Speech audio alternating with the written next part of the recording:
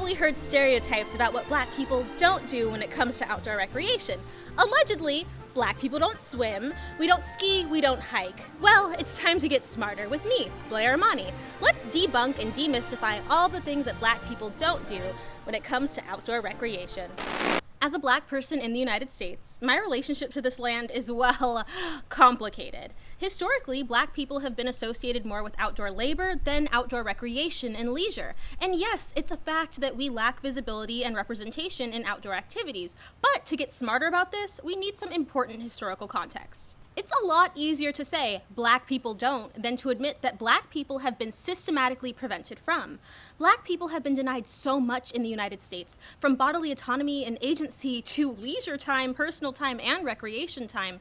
And a key feature of white supremacy is denying access to public spaces to everybody but white people, and then deciding what racialized people can do and where we can go when we enter those realms. And despite attempts to keep the great outdoors a white-only domain, black folks are out here, and in some cases, we've been doing so for a long time and a good time. Case in point, camping. Yes, black people hike through the woods, set up tents for shelter, and sleep in remote locations for fun. Take Lewis Mountain at the Shenandoah National Park, which opened as a segregated camping facility in 1939.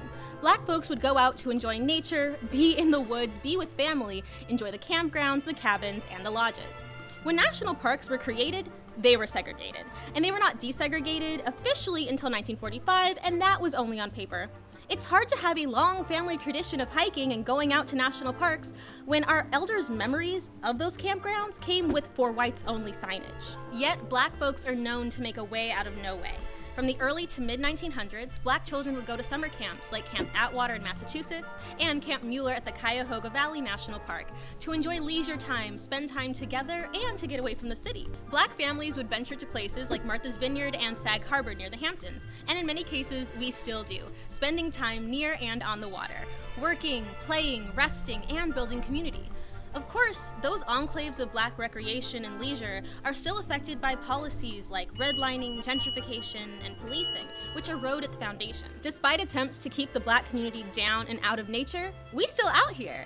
Black folks enjoy camping, backpacking, hiking, and as we gain more access to outdoor spaces, we also find comfort in solidarity groups like Outdoor Afro and the Black Outdoors. Next up, adventure sports. Yes, black folks participate in adventure and extreme sports like mountaineering, ice climbing, and more snow sports. But it's not a recent development. Take, for example, Matthew Henson, a black man born to sharecroppers in 1866, who made history as a trailblazer in Arctic exploration.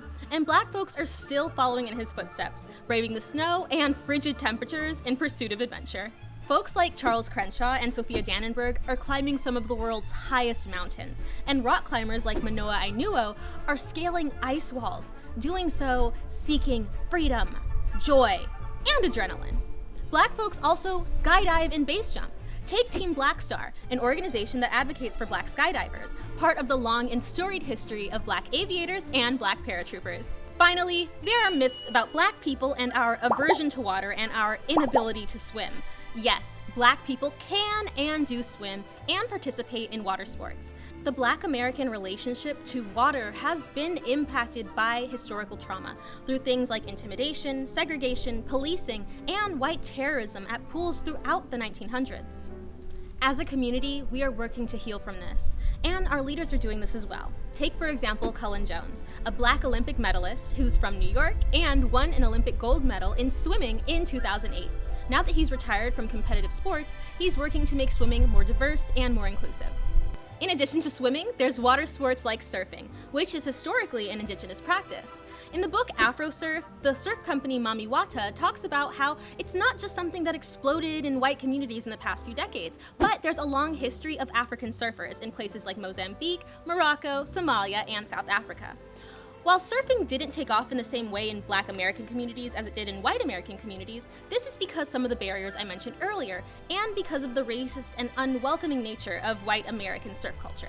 Like activists and organizers that organized wade-ins between the 50s and 60s, there are organizations working today, like Color the Water and Black Girls Surf, working to make the beach somewhere where black folks can exist, thrive, and ride the waves.